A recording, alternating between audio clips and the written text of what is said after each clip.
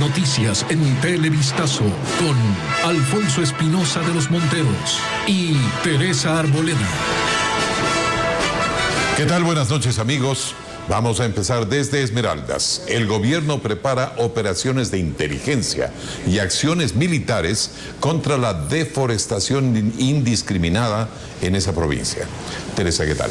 Alfonso y amigos, buenas noches. El decreto de excepción está en ejecución. Una de las primeras acciones fue la suspensión de permisos para talar árboles nativos. Hernán Higuera nos amplía. A Esmeraldas se la conoce como la provincia verde. Sin embargo, por la tala de árboles y la minería ilegal, pronto el calificativo podría cambiar. Desde el aire se evidencia el grave problema que enfrenta. Algunos madereros actúan con permisos y otros de forma ilegal. Por eso, entre las primeras acciones tras la firma del decreto de excepción 116, la ministra de Ambiente Lorena Tapia suspendió este miércoles la emisión de permisos. Durante estos 60 días que dura el estado de excepción, se prohíbe la emisión de permisos de tala en bosque nativo y la renovación de los existentes. Informes técnicos que se hicieron desde el 2000 hasta el 2008 muestran que en todo el país, hasta hace 5 años se talaron 67,000 hectáreas de bosque nativo. Se calcula que en cada provincia el promedio de deforestación anual es de 3,393 hectáreas. Pero en Esmeraldas el problema se cuatriplica. Solo ahí se han talado 12,740 hectáreas cada año. De ahí que Fuerzas Armadas y Policía van a actuar. Homero Arellano, ministro coordinador de Seguridad, habla de operaciones especiales y sorpresivas para frenar el problema. No estamos hablando de pequeños productores, no estamos hablando del artesano, estamos hablando de mafias organizadas. Entonces, por eso se quiere la comprensión de la ciudadanía. La tala de bosques está asociada efectivamente, como usted lo relata, señor periodista, a la minería ilegal. Y para que el problema no migre a otras zonas como la Amazonía, se complementarán las acciones. Hemos fortalecido el día de hoy los controles en toda la Amazonía a nivel ambiental. $5 millones destinará el gobierno como presupuesto para el control forestal, el fortalecimiento del plan sociobosque y el incentivo para explotar madera, pero con responsabilidad, dice la ministra Tapia, quien advierte que si de las auditorías externas que se realizará a la entrega de permisos se desprende irregularidades, se sancionará. Abriremos expedientes administrativos a regentes que hayan evidenciado irregularidades en su desempeño en los programas de aprovechamiento. Operaciones encubiertas de inteligencia, operativos en las vías, el uso progresivo de la fuerza son acciones militares y policiales que empezarán a aplicarse en Esmeraldas, donde hasta hoy sacar madera era una actividad casi común. La producción nacional de café registra pérdidas por $40 millones en lo que va del año. Hay una plaga que afecta a los cultivos. Juan Carlos Aispurúa nos explica la situación y nos informa que el gobierno declaró en emergencia también al sector y prepara un plan para el rescate de las plantaciones. El sector cafetero en Ecuador pasa por su peor momento. De las 200,000 hectáreas de cultivos de café, el 50% está infestado del hongo conocido como roya, que ataca a los embriones del grano. Pero esta vez se suman otros factores relacionados a la baja productividad. Así lo confirma el gerente del proyecto de reactivación de café y cacao, Javier Villasís. Porque se conjugan varios factores, principalmente cambio climático, desgaste de suelos, materiales genéticos degradados. Asegura que de las 200,000 hectáreas de plantaciones de café, 105,000 que están infestadas de roya serán renovadas. Las provincias productoras de café más afectadas son Manabí, donde a corto plazo se renovarán 8,000 hectáreas de cultivos. Loja, 2,840 hectáreas. En la Amazonía, Zamora Chinchipe tendrá una renovación en 2,500 hectáreas. El Oro, 1,200 hectáreas. Y en la provincia de Bolívar, 565 hectáreas. La renovación de estos terrenos cafetaleros se hará gracias a la siembra de 85 toneladas de semillas importadas de Brasil. Actualmente el país produce nada más 8 toneladas métricas de semilla. Cuando vemos la dimensión total de la demanda, hablamos de que necesitamos más de 120 toneladas en este país. Según la Federación Ecuatoriana de Exportadores, en 2012 se exportaron 28,000 toneladas de café en grano, equivalentes a $75 millones. Pero hasta julio de este año, solo se ha exportado 7,400 toneladas, que suman $18 millones. Según el Ministerio de Agricultura, las pérdidas económicas directas para el sector cafetalero en lo que va del año son de más de 40 millones de dólares. Ante la caída del precio internacional del maíz, el Ministerio de Agricultura bajó el precio del quintal en nuestro país. Como nos explica William John, esto causa preocupación en los agricultores que creen que la medida provocará especulación en el mercado. La decisión del Ministerio de Agricultura de bajar el precio del quintal de maíz de $16.72 a $14.80 es tomada con cautela entre los agricultores. Aunque el MAGAP señaló que la medida se tomó como consecuencia de la caída del precio internacional y para proteger la producción local, a los maiceros les genera dudas. Con casi 120.000 hectáreas de maíz, la provincia de Los Ríos es la zona de mayor producción. Allí tiene sus cultivos Segundo Ibarra. Dijo que actualmente producir un quintal bordea los $10, por lo que la disminución de casi $2 en el precio oficial generará especulación en el mercado. El lunes o martes vendió un primo mío y le han pagado a $8. Siempre son las especulaciones en comienzo de mayo, de abril-mayo y de septiembre a octubre. A través de su página web, el MAGAP indica que pese al nuevo precio oficial, la Unidad Nacional de Almacenamiento UNA seguirá comprando a los pequeños agricultores al precio anterior, es decir, $16.72. Así lo confirmó Mario Suárez, dueño de uno de los centros de acopio. Si viene un agricultor, ¿cuánto usted le paga actualmente? $16.72. Ya no se puede pagar menos. No se puede pagar menos. Aquí el sistema mismo arroja todos esos cálculos. Pero del 1.500.000 toneladas de maíz que se producirá este año, la UNA solo tiene capacidad para almacenar 300.000, es decir, el 20%. El resto se comercializa en centros de acopio privados. Por ello, productores como Inés Suárez solicitan a las autoridades intensificar los controles en la cadena de comercialización. Ya los industrias medios saben una bajada de precio, enseguida nos bajan. Los agricultores esperan que la sobreproducción de este año evite la importación del cereal para no ahondar su crisis. Un ecuatoriano es investigado dentro de una banda internacional de narcotraficantes. Según las autoridades, la red funcionaba en 4 provincias del Ecuador y enviaba el cargamento a Estados Unidos. Melin Ochoa viajó hasta Machala, en El Oro, y nos tiene la información. Es uno de los 5 detenidos por un presunto tráfico internacional de drogas. La agente fiscal que lleva el caso, María Coloma Pazmiño, dice que el alcaloide que salía de Ecuador llegaba a los Estados Unidos, especialmente a Miami, Nueva York y Los Ángeles. Este es un caso dentro de una asistencia penal internacional. Es droga que ya fue incautada en los Estados Unidos y se ha logrado determinar al grupo organizado delincuencial que operaría aquí en Ecuador. Al ecuatoriano detenido se suman un mexicano, un colombiano y 2 puertorriqueños. Todos los extranjeros fueron capturados en Estados Unidos en meses pasados. La abogada del ecuatoriano detenido en la provincia de El Oro rechaza la captura. Es una persona que no está relacionado sino con el trabajo de jornalero habitual como hacen todas las personas que están en la ciudad de Puerto Bolívar. Según las autoridades, la red internacional no solo funcionaba aquí en El Oro, también en las provincias de Santa Elena, Manabí y Guayas. Las investigaciones comenzaron hace 8 meses en un trabajo conjunto entre la Fiscalía, la Unidad de Lucha contra el Crimen Organizado y el Departamento estadounidense Homeland Security. Aún se calcula cuál es el peso del cargamento que logró sacar esta red desde el 2012. La calma volvió a la capital de la República, luego de 4 días de incendios y de que las llamas consumieran más de 33 hectáreas de bosque. Los siniestros lograron ser controlados. Las autoridades detuvieron a un joven de 23 años, quien en su cuenta de Facebook se atribuyó a haber ocasionado el incendio en el Parque Metropolitano. El informe con Alex Ceballos. Después de 4 días de emergencia, las tareas efectuadas este miércoles por los bomberos, militares y policías permitieron controlar los incendios forestales en Quito. Durante todo este día, con descargas de agua en ciertas zonas, se enfrió la vegetación en el Cerro Auqui, al norte de la ciudad, lugar donde se afectaron cerca de 30 hectáreas.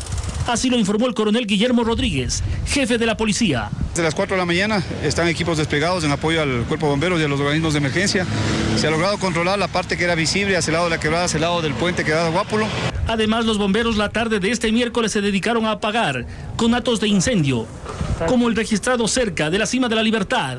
Mientras tanto, en horas de la noche, la Fiscalía formuló cargos en contra de Andrés C., estudiante de 23 años, capturado la noche del martes. Se lo acusa del delito de apología, porque en su cuenta de Facebook escribió un mensaje en el que presuntamente se atribuía el incendio ocurrido en el Parque Metropolitano.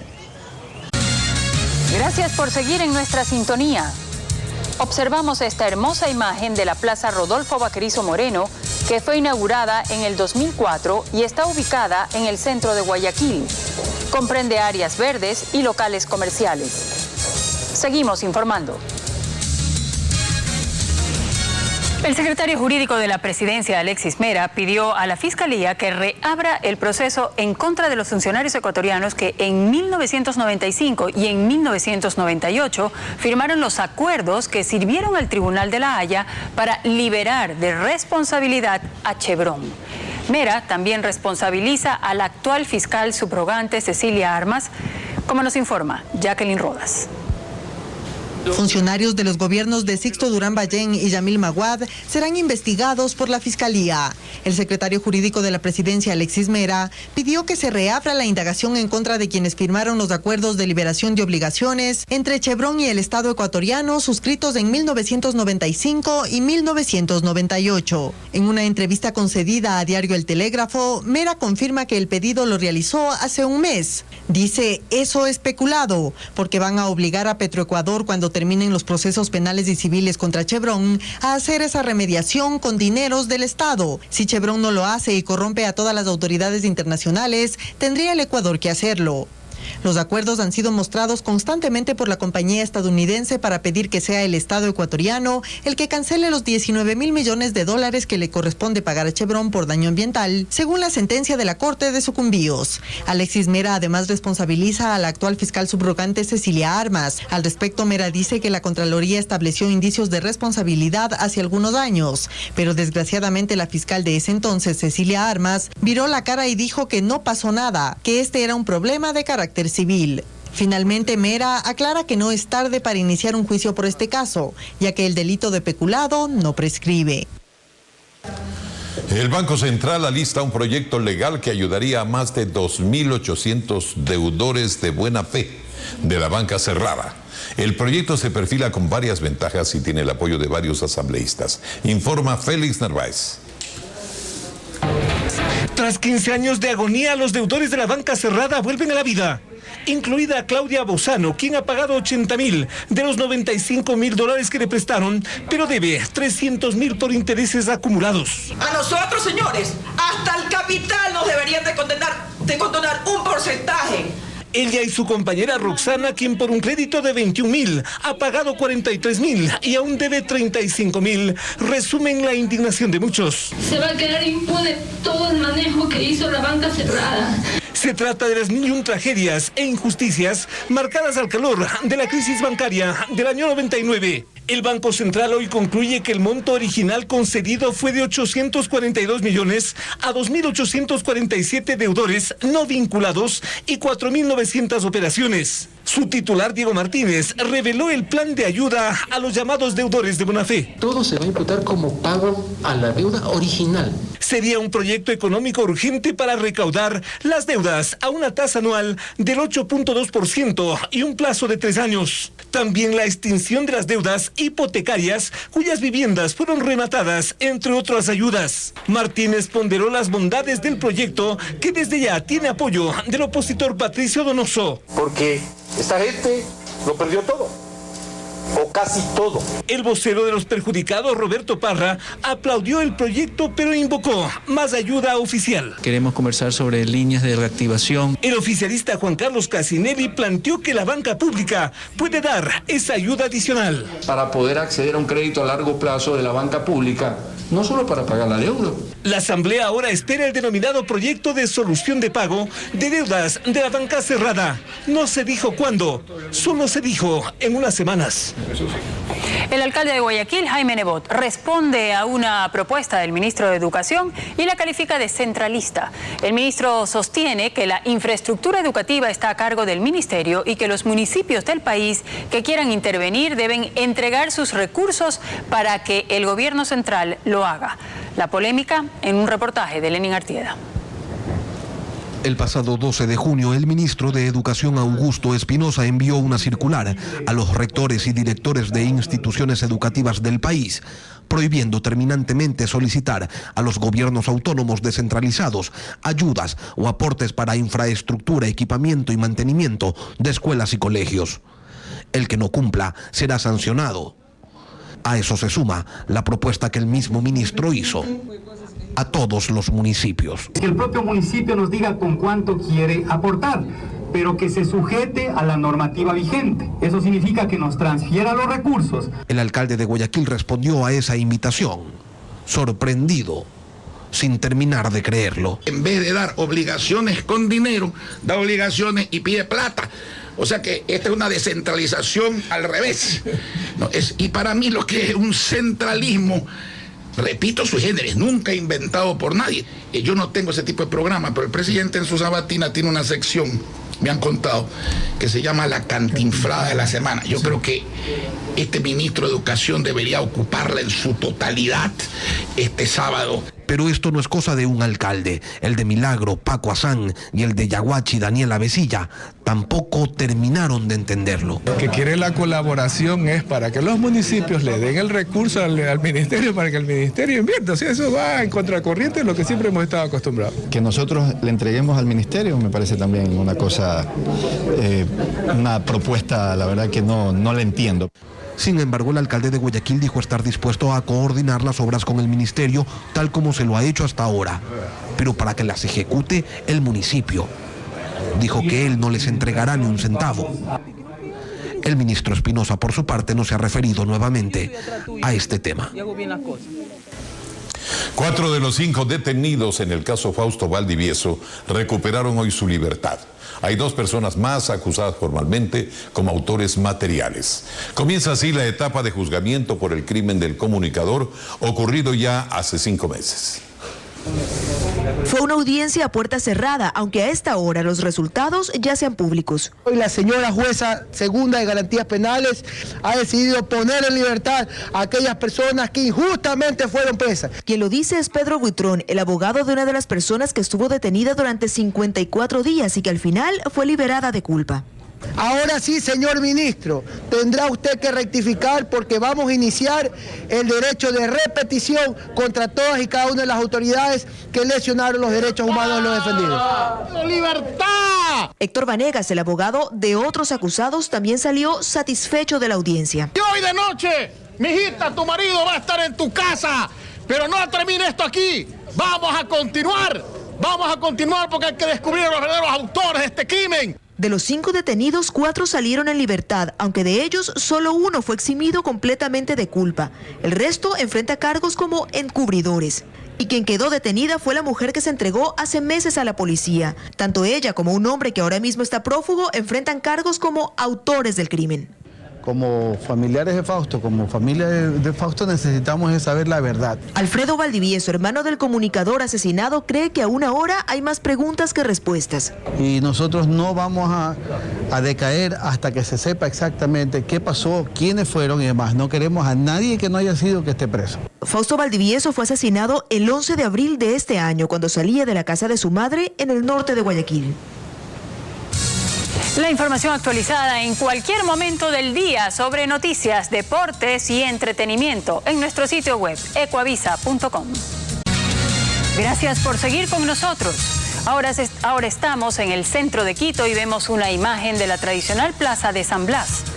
Ahí está la iglesia parroquial más antigua de la ciudad y también los renovados espacios públicos que hacen parte de la belleza de este rincón capitalino. Seguimos con más información. Durante su intervención en la Asamblea General de las Naciones Unidas, el presidente de Bolivia, Evo Morales, propuso la creación de un Tribunal de los Pueblos para demandar al gobierno de Barack Obama por delitos de lesa humanidad. Además, Morales repitió sus críticas al imperialismo y se pronunció en contra de las que dijo ser contradicciones de Chile en el conflicto que mantiene con Bolivia por una salida al Océano Pacífico. El Consejo de Seguridad de la ONU llegó a un principio de acuerdo que establecerá el método de control del arsenal químico de Siria. El proyecto incluiría duras sanciones al régimen de Al-Assad si no cumple con el plan de desarme. Ocurre mientras los inspectores de la ONU comenzaron hoy una nueva misión para completar su investigación sobre el empleo de armas químicas durante el conflicto sirio. Veamos otras noticias del mundo. El secretario de Estado de Estados Unidos, John Kerry, firmó hoy el Tratado sobre Comercio de Armas Convencionales de la ONU, que forma parte de los esfuerzos internacionales para regular ese mercado que mueve hasta $85.000 millones anuales. De esta forma, Estados Unidos se suma a los 89 suscritos previamente, entre ellos Perú y Colombia, que lo firmaron este martes. Las cámaras de seguridad del edificio de la Marina de Estados Unidos captaron los movimientos de Aaron Alexis, agresor que mató a 12 personas en ese lugar. Según el video publicado por el FBI, Alexis, de 34 años, porta una escopeta mientras camina a través del complejo. La secuencia editada no muestra el instante en que abrió fuego contra las víctimas. El último recuento de víctimas mortales del terremoto que sacudió el suroeste pakistaní asciende a 328, pero las autoridades alertan de que el número de fallecidos puede ser mayor. Equipos de rescate buscan sobrevivientes en la zona que sufrió los estragos de uno de los sismos más mortíferos de la década en Pakistán. Con violencia terminó una manifestación contra el fascismo que buscaba llegar a la sede del partido neonazi Amanecer Dorado en Atenas. La marcha fue convocada en protesta por el asesinato de un músico antifascista. Se especula que el crimen lo cometió un miembro de ese partido.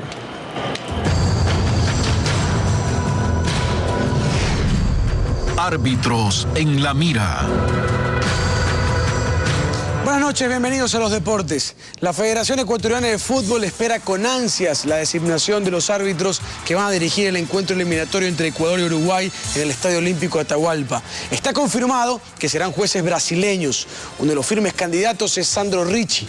Paul Martillo nos cuenta más. Sandro Meira Ricci nació en Minas Gerais el 19 de noviembre de 1974. Es considerado uno de los mejores árbitros de Sudamérica. Desde hace un par de años es referee internacional. Debutó en el 2008 y ganó el premio de mejor árbitro del Campeonato Brasileño de Fútbol en el 2010 y segundo mejor árbitro en el 2011. Ricci es reconocido por hablar 4 idiomas. En estas eliminatorias dirigió 3 partidos. Uno de ellos fue en la victoria de la selección ecuatoriana sobre Paraguay, 4-1. Durante toda su carrera ha pitado 111 encuentros, sacó 570 tarjetas amarillas y 54 rojas. El brasileño también ha participado en compromisos de clubes ecuatorianos en torneos internacionales. A inicios de este año en Copa Libertadores estuvo en el partido en que Peñarol de Uruguay derrotó al Club Sport Emelec. Además dirigió el encuentro en el que Tigres de Argentina goleó a Deportivo Quito por Copa Sudamericana. En ese compromiso expulsó a 2 ecuatorianos. Finalmente, como dato anecdótico, el astro brasileño Neymar tuvo que pagar más de $8.000 por ofender a Ricci a través de la red social Twitter. Este miércoles se disputaron partidos en Inglaterra y en España. Manchester United derrotó a Liverpool por la mínima diferencia en la Copa de la Capital, mientras que el Real Madrid doblegó al Elche en su cancha por la Liga. Actividad a mitad de semana en Inglaterra, cuando el Manchester United recibió a Liverpool. Estuvo a punto la visita de ponerse en ventaja con esta llegada del uruguayo Luis Suárez.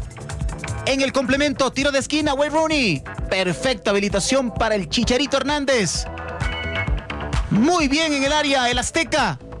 Se anticipa a todos y define. A pocos minutos del final, otro tiro libre de Suárez, que estuvo cerca de anotar el empate. Victoria de los Reds. En otro encuentro, pero de la Liga Española, el Real Madrid visitó al Elche.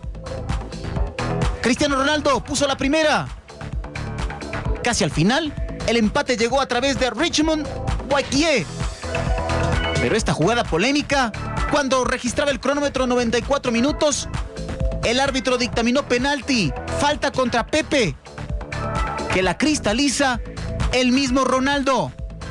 Al final algunos problemas con el juez, pero victoria del Madrid 2-1. Y Lanús de Argentina se clasificó a los cuartos de final en la Copa Sudamericana y espera rival del enfrentamiento entre River Plate y Liga de Loja. Pese a perder hoy en el Estadio Nacional de Santiago, vamos a ver imágenes del partido que enfrentó a Lanús frente a la U de Chile. 1-0 terminó el partido con anotación de Charles Aranguis en el minuto 68. El equipo argentino aseguró su pase a la siguiente fase de este torneo gracias al resultado de 4-0 conseguido en el partido de ida. Buenas noches amigos, bienvenidos a Gente, les tengo mucha información que contar. Quito y Guayaquil se preparan para el show A Puro Tango. María José Hidalgo estuvo en los ensayos del espectáculo en el que participan los mejores exponentes de esta danza.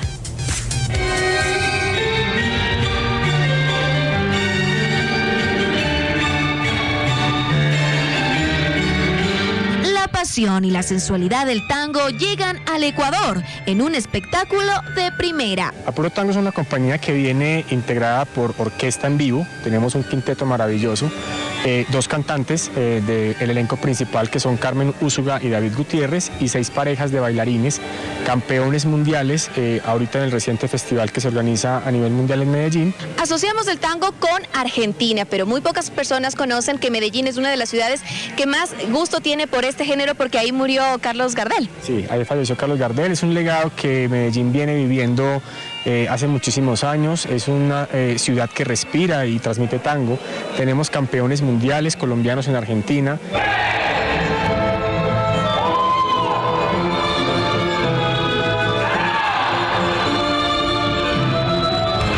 Y si usted quiere vivir de cerca a Puro Tango, las presentaciones serán mañana en Quito a las 8 de la noche en el Teatro de la Casa de la Cultura y el sábado a la misma hora en el Teatro Centro de Arte en Guayaquil.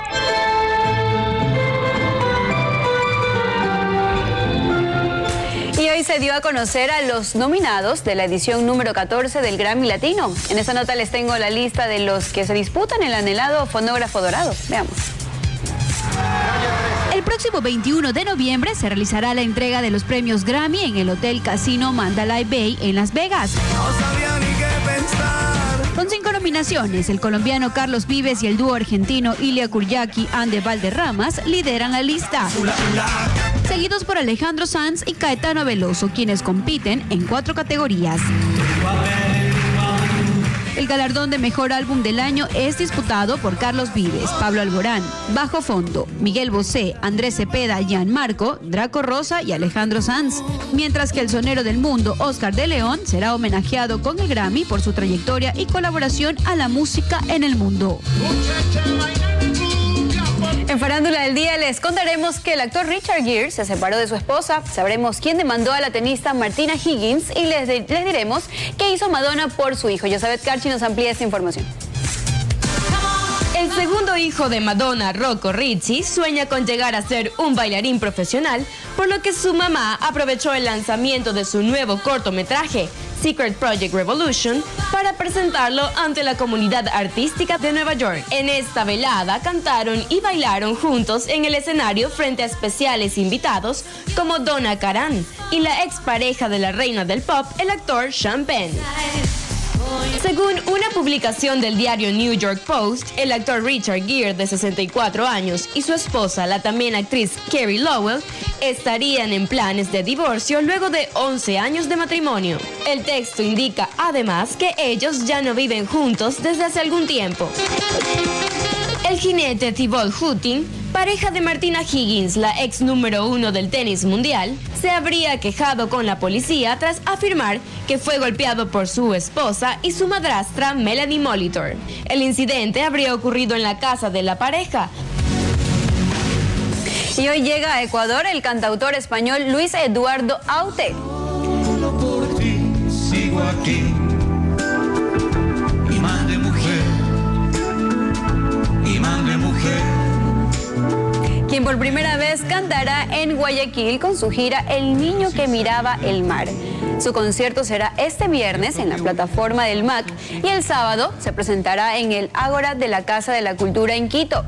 Mañana les tendremos más detalles sobre el arribo de este artista. Con toda esta información me despido, nos vemos el día de mañana con más. Besito, buenas noches.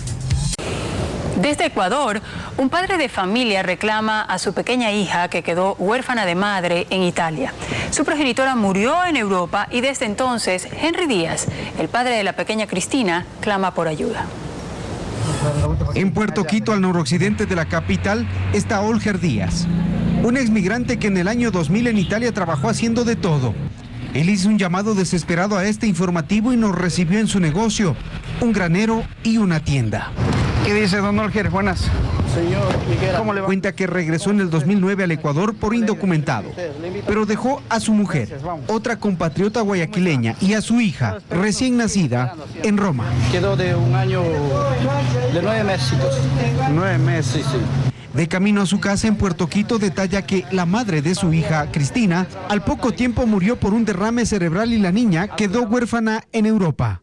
Hace 4 años la reclama, pero un tribunal de menores en Italia estuvo a punto de dar a su hija en adopción porque el juez consideró a la niña en situación de abandono moral y material. Pasando un día yo converso con mi hija. ¿Qué le dice la niña? La niña, mi hija quiere estar acá. Papito Coco me dice, ¿cuándo me compras el pasaje del avión? Olger afirma que ha hecho todo para traer a su hija consigo y no lo logra. Me han hecho cuantas evaluaciones socioeconómicas. Este año me hicieron dos veces, en marzo y en julio. Y no sé para qué tantas esas evaluaciones. Yo incluso me puse enojado, pero si hubiera sido por mí, ya el año anterior le hubiera traído a cualquier costo que sea. Pero no ha sido posible. En el 2012 pudo viajar a Italia y evitar que su hija sea entregada a una familia adoptiva. Entregó un poder a su hermano, quien cuida de la pequeña, que hoy tiene 5 años. Actualmente tiene otro compromiso y 3 hijos más, pero quiere a su hija de regreso. Yo quiero pasar Navidad, una cena de Navidad con mi hija. Cada año vengo esperando eso y no sé si este año podrá ser o no. Televistazo consultó al Ministerio de Relaciones Exteriores y Movilidad Humana sobre el porqué de la demora en este caso. Funcionarios de esta cartera de Estado han señalado que en las próximas horas emitirán un comunicado. La niña en Italia está bajo un proceso de atención psicológica. Olger espera que el sueño de recuperar a su hija pueda concretarse ojalá este mismo año. Concluimos así. Más información como siempre en Telemundo. Que tengan ustedes muy buenas noches.